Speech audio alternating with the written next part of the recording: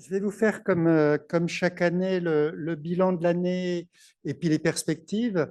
Et comme on a eu beaucoup d'informations dans l'exposé d'Anne-Sophie Lapointe et puis qu'il y aura aussi de l'information sur les communications qui auront lieu surtout cet après-midi, je vais essayer là de présenter des choses qui n'ont pas été et qui ne seront pas présentées après. Donc ça sera bien sûr par définition pas exhaustif, mais on a tellement d'activités qu'en 25 minutes, je ne vais pas pouvoir tout vous présenter. Aujourd'hui, c'est notre 11e journée annuelle. Vous voyez l'évolution des logos, du graphisme. Et on a maintenant ce graphisme avec la mascotte quelque part de Firando qui n'est pas très éloignée de la mascotte des Jeux Olympiques. Pour ceux qui m'ont entendu dire 40 fois que la mascotte des JO, c'était une surrénale, vous l'entendez une 41e fois. Voilà. Et on a autour le symbolisme des 9 groupes de maladies endocriniennes qui sont en fait pris en charge par chacun des 9 centres de référence coordonnateurs. On a eu hier la 8e édition de notre colloque recherche qui est piloté par le groupe de travail recherche avec deux nouvelles coordonnatrices, Annabelle Berton et Camille Vattier, qui a été un grand succès hier sur les répercussions psychosociales des maladies rares endocriniennes. La dimension recherche de cette question-là qui est bien sûr majeure pour les patients. Et puis dans les journées qu'on organise maintenant annuellement depuis quelques années, la journée annuelle paramédicale qui se déplace dans différentes régions et qui là, a eu lieu à Reims tout récemment et qui a été, je pense, Brigitte, un grand succès aussi. Alors, pour ceux qui viendraient pour la première fois à cette journée annuelle, je rappelle le périmètre de la filière. Suite à la dernière labellisation de 2023, nous avons donc 9 centres de référence coordonnateurs prenant en charge chacun un groupe de maladies rares endocriniennes. Et maintenant, on arrive à peu près à couvrir tout ce que nous avions identifié au début de la filière comme maladies rares endocriniennes qui n'étaient pas pris en charge initialement par des centres de référence. Donc, on est de ce point de vue-là satisfait. Ces 9 centres de référence sont pour la plupart d'entre eux associés à des centres de référence constitutifs. Nous en avons 17 dans la filière. Et vous avez là l'infographie qui est sur le site internet de la filière pour guider un petit peu les patients vers un glossaire qui maintenant permet de représenter les différents groupes de pathologies que nous avons dans le périmètre de la filière. Les centres de référence, comme vous le savez bien, sont en lien avec des centres de compétences et nous avons au niveau de Firando 195 centres de compétences, ce qui permet de couvrir et d'offrir une offre d'expertise sur l'ensemble du territoire, la métropole, bien évidemment, et puis aussi l'outre-mer, puisque nous avons des centres de compétences et même des centres de référence maintenant en outre-mer, que ce soit aux Antilles ou à la Réunion.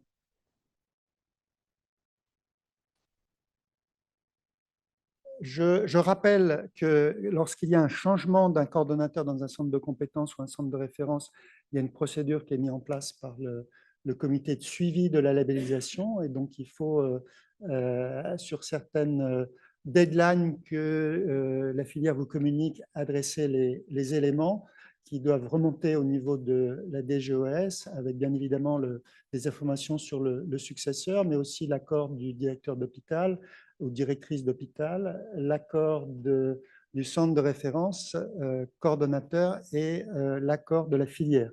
Et donc, on ne va pas lister là tous les changements récents ou qui vont intervenir très prochainement. Simplement, je mentionne juste les centres de référence, centre de référence Hypophyse à Bicêtre et centre de référence Présis à La Réunion. Et anticiper toujours sur les départs à la retraite ou sur les changements de service ou de région de vos coordonnateurs pour qu'il n'y ait pas de période de gap lorsque quelqu'un part. La filière a dans ses acteurs des associations de patients qui sont des acteurs majeurs. Nous avons 19 associations de patients dans le périmètre de Firando qui sont donc membres de la filière. Et puis des laboratoires. Et là, il y a plusieurs types de laboratoires. Il y a des laboratoires de diagnostic et nous en avons 75. Dans ces laboratoires de diagnostic, il y a des laboratoires de génétique, ce qui est commun à beaucoup de filières, mais il y a aussi des laboratoires d'hormonologie, ce qui est quelque chose d'assez spécifique à notre filière, mais qu'on va retrouver dans certaines filières. On y reviendra un petit peu par la suite. Et puis, il y a les laboratoires de recherche. Nous en avons 22 qui sont avant tout des unités INSERM qui travaillent sur les maladies rares endocriniennes certaines, bien sûr, maladies rares endocriniennes de la filière. La gouvernance de la filière, ça c'est quelque chose qui est défini depuis le début, qui est défini dans la charte que tous les membres de la filière ont signé. La gouvernance de la filière, elle a évolué dans sa représentation au fur et à mesure des labellisations. Et la gouvernance actuelle est représentée sur cette diapositive. Il y a tout d'abord le bureau qui se réunit 2 fois par an, qui comporte les coordonnateurs de chaque centre de référence coordonnateur, des représentants élus des centres de compétences, et puis là où le chef de projet. Et puis il y a le collège qui inclut le bureau et d'autres membres, des représentants pour chaque centre de référence qui a des constitutifs. Il y a un constitutif qui est représentant dans le bureau pour chaque réseau, les associations de patients qui sont des représentants élus, les laboratoires de diagnostic, les laboratoires donc de diagnostic génétique, de diagnostic hormonal, les unités de recherche. Et puis, les personnels de la filière, c'est-à-dire au sens large, les chargés de mission, ont un représentant qui participe aux réunions du collège. Donc, le collège se réunit aussi 2 fois par an, ce qui veut dire que les membres du bureau, que ce soit bureau ou collège, vont se réunir 4 fois par an en présentiel, et c'est important pour les différentes décisions que nous avons à prendre sur la vie de la filière. Les personnels de la filière, donc Anne-Sophie Lapointe a très bien rappelé l'investissement qui est vraiment très significatif pour pouvoir renseigner la BNDMR. Et là, vous avez l'ensemble des personnels qui travaillent actuellement pour la filière, soit parce que ce sont des employés directs de la filière, c'est le cas de la majorité, soit ce sont des prestataires de services. Et pour les chargés de mission, où qu'ils soient, ils ont en général, si on synthétise de façon très schématique, pour la moitié de leur temps, donc un 0,5 ETP pour mission de travailler autour de la BNDMR. Et pour ceux qui sont temps plein, ils ont sur l'autre mi-temps une mission qui est plus transversale, par exemple de monitorer tout ce qui est impasse diagnostique, comme Sabine Guénim à Reims, ou les RCP, comme Fabienne Larieux à Bordeaux. Les groupes de travail existent depuis le début de la filière, mais ont régulièrement été modifiés soit dans leur composition, soit dans leur thématique. Et bien évidemment, la labellisation, ça a été l'occasion de remettre à plat l'ensemble des groupes de travail. Donc certains groupes de travail avaient tout à fait vocation à se poursuivre et sont restés à l'identique dans leur thématique, pas forcément dans leur coordination. D'autres groupes de travail qui n'existaient pas avant ont été créés. Et puis d'autres, pour des actions que nous avions complètement terminées, ont été finies. Et nous avons actuellement 12 groupes de travail, dont vous voyez ici l'intitulé, et le binôme ou le trinôme de coordination. Je rappelle que tout le monde est bienvenu dans les groupes de travail et qu'il y a sur le site internet de Firando la possibilité, si vous n'êtes pas aujourd'hui dans un groupe de travail, de candidater. Et vraiment, dans un état d'esprit très ouvert, tout le monde est invité à rejoindre un ou plusieurs groupes de travail, à s'investir dans ces groupes de travail qui sont vraiment la force de proposition et de travail, bien sûr, de la filière pour beaucoup d'actions. Et pour aider ces groupes de travail, c'est aussi la mission de nos chargés de mission que d'accompagner les groupes de travail. Les RCP, puisqu'on l'a mentionné comme une des actions de la filière, vous avez ici sur l'année 2024 le bilan des RCP. Suite à la labellisation, 2 nouvelles RCP ont été créées, anorexie mentale à début précoce et dyslipidémie rare. Ces RCP qui sont nationales, organisées par un centre de référence, qu'il soit coordonnateur ou constitutif suivant les RCP, mais c'est quand même le plus souvent le centre coordonnateur, ont pour but de discuter des situations extrêmement complexes qui n'ont pas pu être résolues au niveau régional, je dirais, soit de diagnostic, soit de traitement, et aussi pour mission, pour certaines d'entre elles, de valider les dossiers pour les préindications France Médecine Génomique. Donc, les préindications, nous en avons un grand nombre dans la filière. Vous avez ici l'état des lieux des préindications les plus anciennes. Vous voyez, avec le nombre total de dossiers, le nombre total de dossiers clos. Donc, l'ensemble de nos préindications sont extrêmement actives, même si on peut, notamment pour des anciens patients qui ont été génotypés négatifs il y a quelques années, augmenter le le recrutement. Et ça, je vous incite tous à faire des efforts là-dessus. Et on rappelle toujours l'importance d'être très dynamique sur ces préindications. Pour certaines d'entre elles, c'est très clair que ça apporte énormément, c'est-à-dire qu'on identifie des anomalies ou on confirme des anomalies qui étaient très difficiles à confirmer par d'autres approches que le pangénomique. Et ça sera évalué, vous savez, pour être pérennisé ou non, indication par indication. Donc, c'est très important d'être très dynamique là-dessus. Dans les actions des différents groupes de travail, nous avons le groupe de travail support aux associations de patients qui avait fait, et ça a déjà été présenté, une enquête sur l'annonce du diagnostic et ça a été depuis publié. Et maintenant, une deuxième enquête est lancée, donc elle a été mûrie sur les 2 dernières années à la suite de l'expérience de la première enquête sur l'annonce diagnostique, qui est une enquête sur la transition. Et nous avons là 3 questionnaires qui sont maintenant fonctionnels pour les patients avant ou après transition et pour les parents de patients vivant la transition. Ces questionnaires, comme nous en avons pris l'habitude au niveau de Firando, sont accessibles sur Internet et vous avez, avec l'aide d'un QR code, la possibilité de charger le questionnaire qui vous concerne. Et cette information, elle peut être diffusée par l'ensemble des membres de la filière aux patients, bien sûr par les associations de patients, mais aussi au fur et à mesure de vos consultations ou de passage dans vos services. Vous êtes bienvenue pour diffuser cette information de façon à ce qu'il y ait un maximum de réponses. L'enquête sur la transition, il y avait un nombre de réponses très, très satisfaisant. La BNDMR, donc c'est la saisie de nos patients dans la BNDMR, quelque chose qui, depuis le début de la filière, est extrêmement dynamique dans le cadre de Firando. Et là, je vous présente l'état des lieux qui nous a été adressé très récemment par la BNDMR sur le périmètre de Firando. Nous avons actuellement 97 000 patients, donc on est presque à 100 000 patients. La réunion de l'an prochain, a priori, on sera à 100 000 patients rentrés par les centres Firando dans la BNDMR sur l'ensemble de sa durée. Après, il y a des patients qui ont pu être rentrés il y a 10 ans et qui ne sont plus revus. Donc, ce qui est important, c'est de voir aussi la file active. Donc là, c'est la file active. Mois par mois, les patients qui sont saisis, anciens patients en turquoise et nouveaux patients en jaune-orange. En gros, c'est 10 à 12% de nouveaux patients à chaque fois. Ça reflète ce qu'on sait et ce qu'on attend. Et vous voyez que l'activité est assez constante. Alors, les activités les plus récentes, c'est une fausse impression de baisse parce qu'il y a d'abord l'été où il y a toujours une baisse, mais il y a aussi le fait qu'il y a toujours un retard à la saisie. Les patients qu'on a vus en septembre-octobre ne sont pas forcément encore saisis dans la base, en tout cas au moment où l'information a été gelée fin octobre par la BNDMR.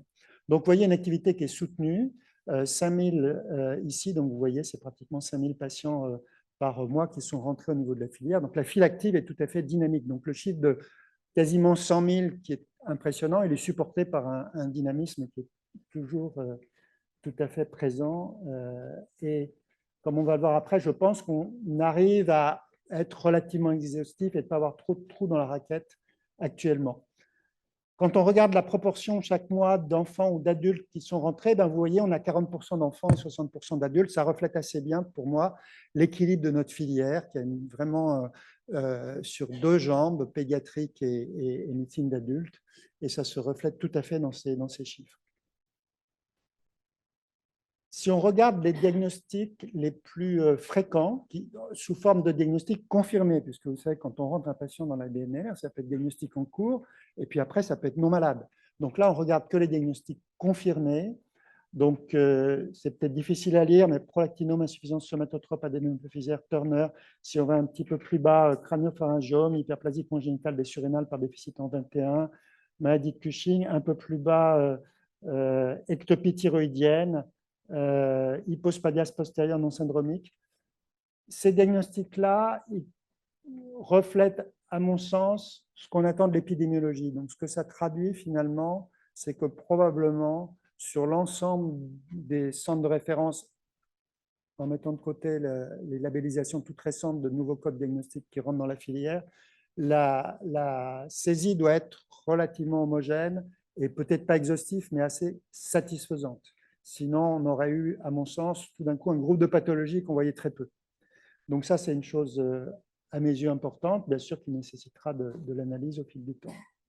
Et puis, une chose importante, c'est le mode de saisie, comme Anne-Sophie Lapointe l'a très bien rappelé.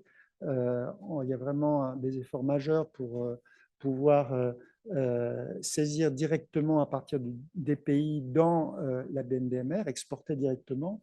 Et aujourd'hui, vous voyez dans la filière que c'est presque 50% des activités qui sont saisies à partir de DPI et l'autre moitié reste en Bambara autonome, c'est-à-dire on va rentrer directement dans Bambara. Et j'espère que ce pourcentage va augmenter parce que ça réduit beaucoup le travail dans les centres et ça permet aussi, à mes yeux, ce qui est important, une médicalisation de la saisie. Plus, c'est à mon avis, en termes de qualité, quelque chose d'important. Les personnels de la filière sont là pour aider quand il y a des difficultés et surtout pour former, mais pour moi, ne sont pas forcément là pour saisir, en tout cas de façon systématique. Ça, c'est un débat qu'on a eu régulièrement. Et je pense que l'utilisation du DPI est une aide majeure pour ça. Et tant qu'on est en Bambara autonome, je comprends tout à fait que c'est difficile, avec la charge de travail des médecins, de faire autrement. Dans les différentes actions, il y a aussi des actions d'éducation. Vous êtes tous familiers avec les vidéos pédagogiques qui ont commencé il y a maintenant 3 ans, des petits films très courts pour les personnels de santé à la phase initiale de leur formation. Et ça, c'est les nouvelles vidéos qui ont été mises à disposition sur l'année qui se termine. Et puis, on avait bien sûr les vidéos antérieures. Dans les nouveaux outils d'éducation et d'information, je voulais vous mentionner le livret pour les patients sur le diagnostic génétique en endocrinologie, qui est un livret extrêmement bien fait, qui est disponible sous forme papier, mais qu'on peut aussi télécharger à partir de ce QR code, qui permet d'aborder beaucoup de questions. C'est vraiment un très bon support pour la consultation de génétique et au-delà. Dans les actions de formation, vous savez que nous prenons en charge au niveau de la filière des parents de patients pour être parents experts. Donc là, c'est la liste, le bilan. C'est une parmi les différentes actions d'éducation que nous faisons. Et puis aussi, nous aidons les jeunes et les paramédicaux. Donc les jeunes, soit cliniciens, soit chercheurs, travaillant dans des structures de FIRANDO, donc dédiées aux maladies endocriniennes, et les paramédicaux travaillant dans les structures de FIRANDO, à participer à des congrès pour se former, et j'ajouterais pour être fidélisés aux maladies endocriniennes. Donc ça, c'est clair pour des jeunes en formation, que ce soit des internes ou des étudiants en master ou en thèse, mais aussi pour les paramédicaux. On sait tous les difficultés qu'on a depuis la pandémie, je dirais, même si ça a commencé un petit peu avant, à fidéliser nos paramédicaux et leur donner la possibilité d'aller participer à des congrès, c'est leur ouvrir, indépendamment d'une formation, des perspectives intellectuelles qui sont extrêmement appréciées, des perspectives aussi de rencontrer d'autres paramédicaux qui, à l'autre bout du pays ou à l'autre bout du continent, s'intéressent aux mêmes patients et de s'apercevoir qu'il y a des préoccupations communes et c'est extrêmement apprécié. Donc le congrès pour les paramédicaux qui a un grand succès, c'est le congrès de la Société française d'endocrinologie. C'est pour ça que c'est finalement là que nous avons le plus grand groupe de boursiers, entre guillemets. Mais les autres congrès aussi, de façon beaucoup plus ponctuelle, il y a des paramédicaux et il y a bien sûr dans tous ces congrès des internes ou des chercheurs en formation. L'idée, c'est que nous finançons en dehors des paramédicaux, des gens qui sont non statutaires et qui souvent, pour des tas de raisons, n'ont pas forcément l'opportunité de pouvoir participer à ces congrès. Et pour 2025, donc nous allons bien sûr poursuivre cette opération. Et ce qui est important, c'est de comprendre que nous avons maintenant mis un deadline assez tôt par rapport à ce qui était pratiqué l'an dernier pour essayer d'anticiper sur la logistique et puis aussi, bien évidemment, que les boursiers puissent être prévenus le plus tôt possible. Et en dehors du congrès de la SFD, parce qu'il a lieu tôt, dont le deadline sera en février 2025 pour appliquer, l'ensemble des autres, ça sera en mars 2025. Et en dehors des paramédicaux, tous les boursiers doivent faire un rapport écrit qui permet, sur certaines communications dans les maladies endocriniennes, qui permet d'alimenter le site web de la filière.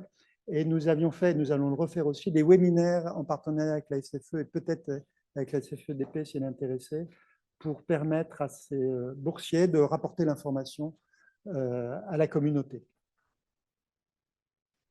Ensuite, dans les financements pour former et fidéliser, là, plus dans une optique hospitalo-universitaire, il y a, comme vous le savez, des bourses pour master, des bourses pour thèse et plus récemment, une aide à la mobilité, qui sont des financements pour le salaire avant tout des récipients, des boursiers.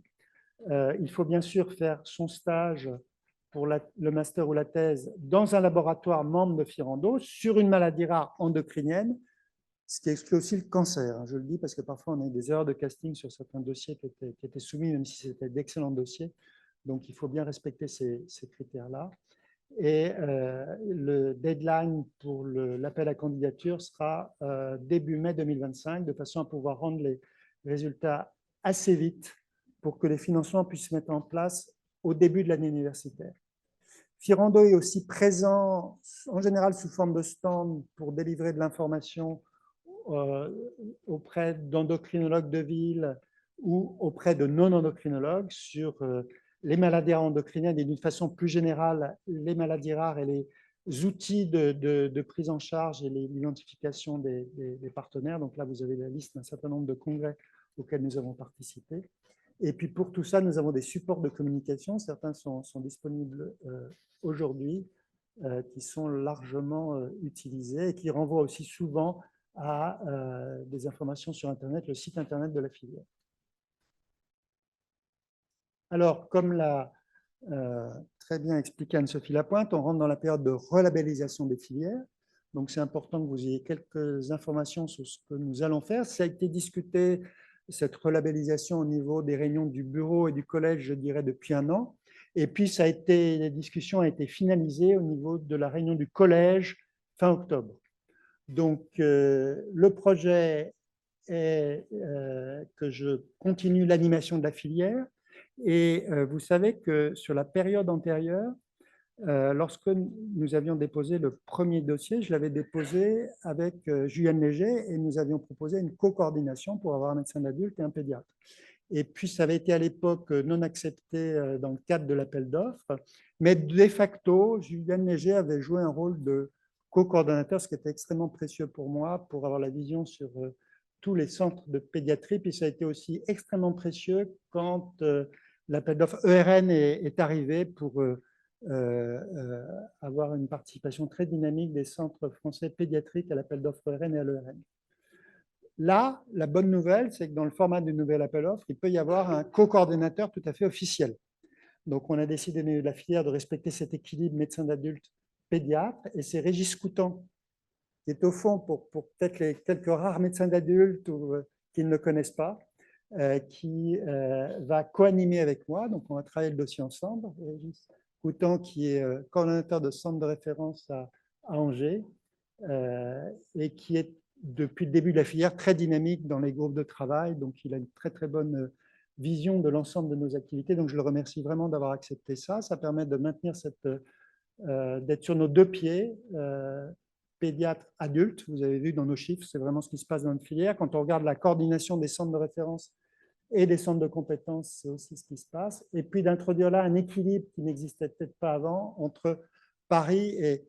Moi, je suis un peu vieux jeu, je suis né en province, donc je dis province. On dit région quand on veut être politiquement correct, donc Paris, région. Mais un équilibre géographique, on va dire. Dans le projet, vous avez vu qu'on a énormément d'actions. Ça fonctionne bien, on a un grand dynamisme. C'est évident qu'on va pouvoir poursuivre sur la base des différents groupes de travail nos différentes actions. Et ce qu'on envisage de nouveau dans le projet, c'est une interaction plus dynamique avec l'Europe. Donc, on a déjà commencé avec l'ENDO-ERN. Vous savez que l'ENDO-ERN a une base de données qui a récemment fusionné avec celle du Beaune-ERN, puisqu'il y avait certains centres qui étaient actifs dans les deux. Donc, c'est une base qui s'appelle EUREB maintenant. Et on a déjà commencé avec la BNDMR et Arnaud Sandrin qui maintenant quitte la BNDMR, mais en laissant bien l'historique des successeurs qui vont être très dynamiques, a aussi beaucoup travaillé là-dessus, de voir comment on pouvait mettre en place un système pour que les patients que nous saisissons Firando dans la BNDMR puissent être exportés ensuite dans la base européenne. Et bien sûr, à la fois des préoccupations techniques de savoir comment on exporte des données, ce qui finalement est toujours relativement soluble, mais aussi des préoccupations réglementaires, parce qu'il faut que les patients soient informés que spécifiquement les données vont partir à l'Europe. Et donc ça, la dynamique est lancée pour voir comment résoudre ces différents problèmes. Il y a déjà eu plusieurs réunions et je pense qu'on est sur une très bonne dynamique et ça va être bien évidemment quelque chose qu'on va clairement afficher dans notre projet, puisque même si les centres français sont très bien représentés au niveau de l'ENDO-RN, il faut bien avouer qu'on n'est pas très actif dans la base de données. Il y a plein de raisons à ça, mais en particulier, la raison principale, c'est comme on rentre tout dans la BNDMR,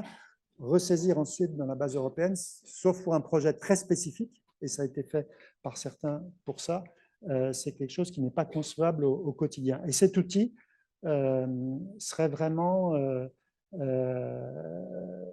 un outil très précieux pour ça. Et il y a une bonne dynamique spécifiquement autour de REB, donc Oscar et Firando au niveau national pour mettre ça en place. Et puis ensuite, ce que nous allons développer, ce sont des actions pour stimuler des projets de recherche communs entre des structures de Firando, que ce soit des laboratoires de recherche, des centres, ou même on peut imaginer des associations de patients, et des HCP de l'ENDO-RN, hors bien sûr de territoire national, donc des HCP européens hors France. Et puis, ce que nous allons aussi mettre en place au niveau de ce projet, c'est quelque chose qui était déjà en réflexion, hein, donc on ne part pas de rien du tout, c'est une action avec certaines filières. Donc, vous savez qu'il y a des actions interfilières, ça, qui sont souvent d'ailleurs coordonnées au niveau central par d'idées qui sont discutées au niveau de la DGES, mais qui sont des actions qui intéressent toutes les filières sur des sujets vraiment communs. Là, c'est différent.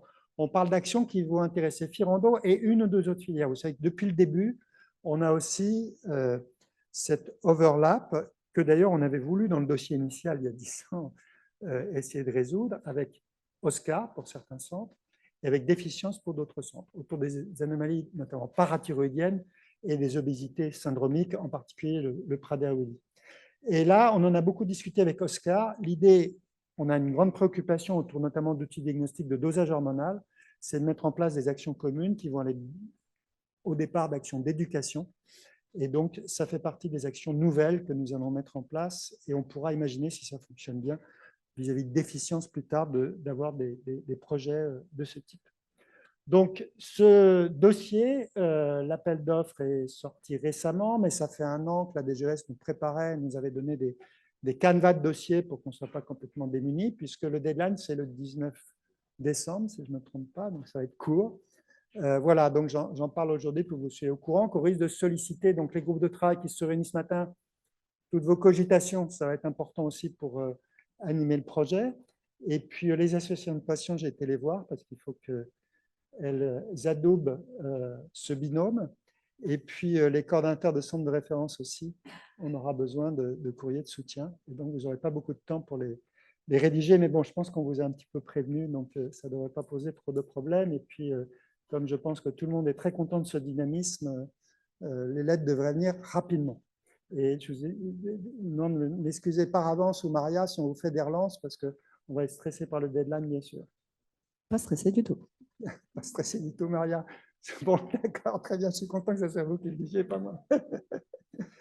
Bon, j'arrive à la diapo de conclusion. Je voudrais vraiment remercier l'ensemble des acteurs de la filière. C'est une photo que nous avions faite lors d'une de nos journées annuelles. Je pense qu'aujourd'hui, c'est prévu de faire la photo d'ailleurs. À quelle heure, Maria? Oui, c'est prévu. À quelle heure? On fera la même chose comme on l'a fait la dernière fois avant de partir déjeuner. Restez sur votre siège. Avant de partir prendre une déjeuner, photo. donc avant d'aller manger. Vous pourrez manger que si vous allez rester pour la photo Exact. avant. Je vérifie. Et là, je pense qu'il y aura encore plus de monde que ce qu'on avait sur cette photo-là. Donc, je veux vraiment remercier l'ensemble des acteurs de la filière. Et puis, bien évidemment, les employés, entre guillemets, qu'ils soient directs ou indirects de la filière, parce que sans leurs actions concrètes et leur support quotidien, c'est sûr que l'ensemble des membres de la filière auraient beaucoup plus de mal à mettre en pratique les différentes actions que nous faisons. Et vous savez tous qu'elles sont extrêmement nombreuses. Et j'en profite pour vous demander de noter déjà dans votre agenda la date pour l'an prochain. La réunion de la journée annuelle sera le 3 décembre 2025. A priori, cet amphi est déjà bloqué depuis hier. Donc, ça sera a priori dans cet amphithéâtre-là. On arrive encore à tenir, Maria. Hein, s'il y a 30% de gens en plus, je pense qu'il faudra migrer. Pour l'instant, on arrive encore à tenir. Je vous remercie de votre attention et je répondrai volontiers à vos questions.